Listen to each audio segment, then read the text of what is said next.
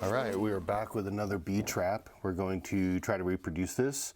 It looks pretty straightforward. It's a box with angled holes drilled in it, a top that's nailed on, and this plastic insert piece, which again, we're gonna have to substitute a bottle with a lid and then attach the bottle to the bottom.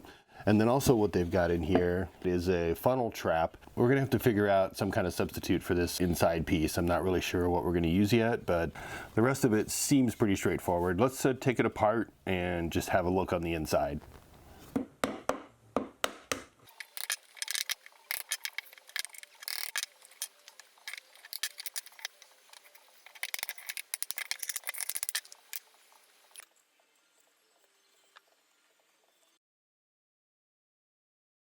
We're off to the unnamed big box hardware store. We're looking at dimensional lumber, the pine board specifically, and I found this 1x6 for about $9. I actually ended up getting the 1x8 instead. I can always use the extra wood, and it was only a couple of dollars more. Whenever I start a project, I like to do a quick little sketch, just laying out the parts, where the seam lines are, what the basic measurements are, holes are located, that sort of thing.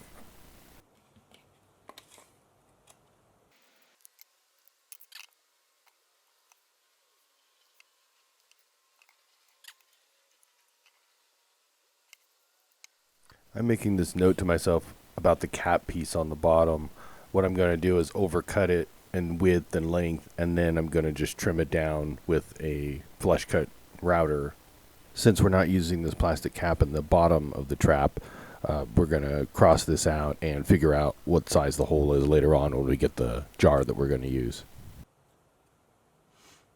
The tools we're going to use on this project are the table saw, the drill press, this pneumatic nail gun, this air compressor that's trying to get away every time I start it up, the bandsaw, the sander, and the router table, and just a couple of miscellaneous tools I needed along the way.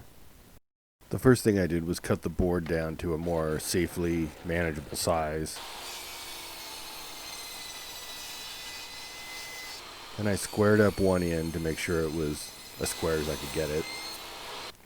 Then I put a spacer block on the fence that I would put the board up against so I could make repetitive cuts all at the same length. For doing cross cuts like this with a miter fence, using the spacer board allows you to not only make exact cuts multiple times from a single board, but it also keeps the board from pinching against the fence when you're doing a narrow board. Next, I set the rip fence to the proper width for the front and back boards, and I had to decide which part of the wood I wanted to keep and which part to throw away. So I ripped my two pieces for the front and back, and then I had to cross cut, and I used the spacer board again so I got them exactly the same length. Then I put my bottom piece on as a template, and I marked well outside the line instead of right up against the piece, because remember, we're going to cut this down with a router later on.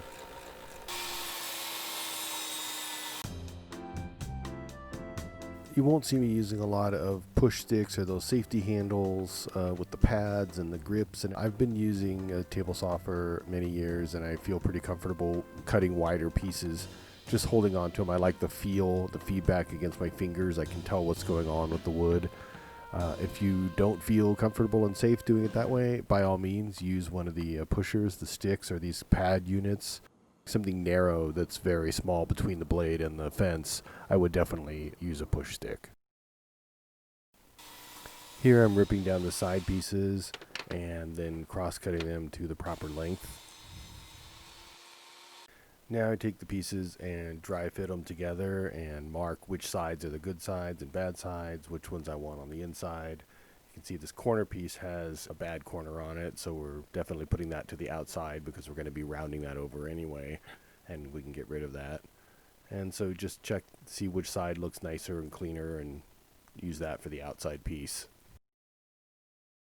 Now that we've got our sides all ready to go, we can check our measurement here and see that we got to go 2 3/4 inches up from the bottom, and we'll just mark a line across all our pieces, and then we'll just find the centers of each spot. Then we'll take our spring-loaded center punch and punch all the holes just to help get the drill started. And to avoid any confusion, I like to mark which side is the top. Next, I check the angle of the holes we're going to drill. I guessed 60 degrees, and I was very close. And then we'll mark a scrap piece of wood at that angle that we're going to use as a jig to hold the side pieces as we drill them. And we'll cut it out on the bandsaw.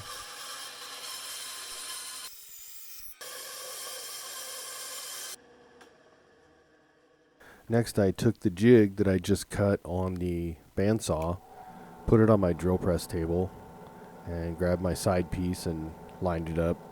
And then I drilled the perfect angle on it. Well, as perfect as it needs to be for a bee trap.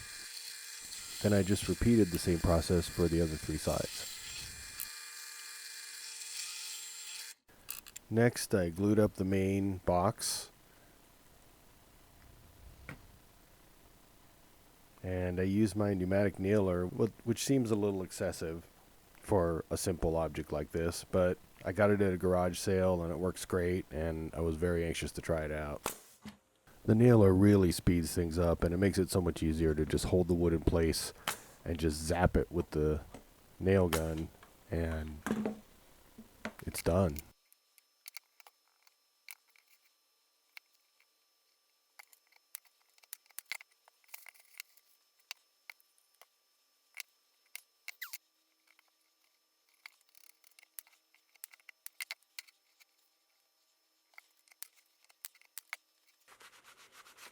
Next, I put a round over bit into my router table to round over the edges of the box that I just put together. Since it's being held together with glue and nails, I figured I could just go ahead and router off the corners.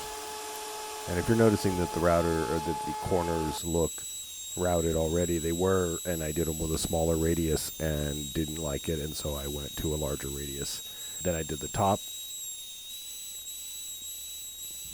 Then it was on to the sanding. Just evening out the sides, flattening the top and bottom.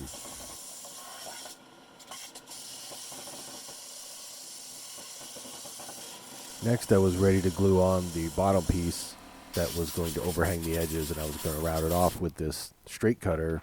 And it turns out it doesn't fit into my router table because the collet is not big enough to hold the bit. So I had to get out my old handheld large router that does have a collet that fits it, and loaded that up and was able to attach a scrap piece of wood to the bottom temporarily just so I could clamp it down. I'm a little bit of a stickler for liking to clamp things down when it's when I'm routing by hand, and then I just took the edge off all the way around.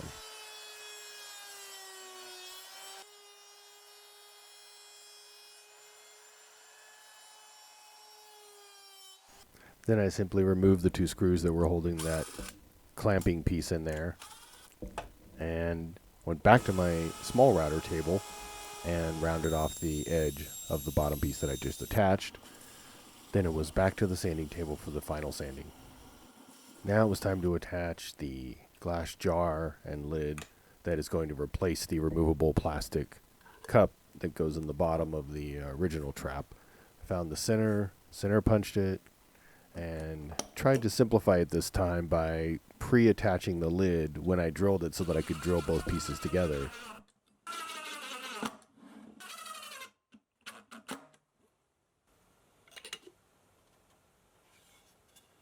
I had to swing my drill press table out of the way because the piece was too tall with the long spade bit in there, and put a spacer underneath it. And it cut right through the metal because it's very thin.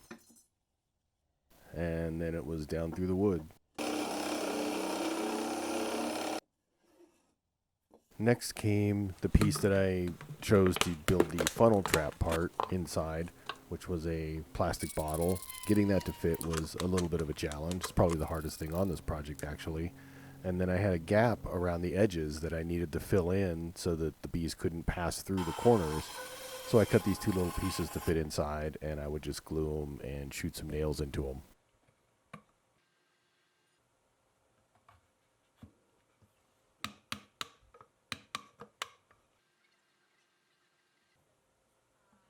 Since I was going to shoot nails into the sides, I measured inside to see how deep these pieces were, and then I marked them appropriately, but wasn't so accurate actually.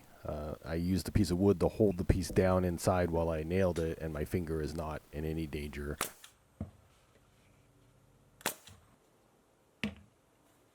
Then I simply snipped off the ends of the nails, and the funnel trap seems completely secure inside.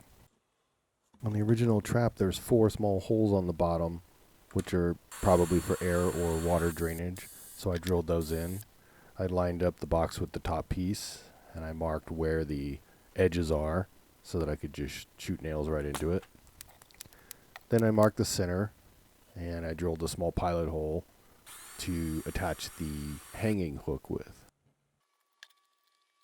And there's our finished trap.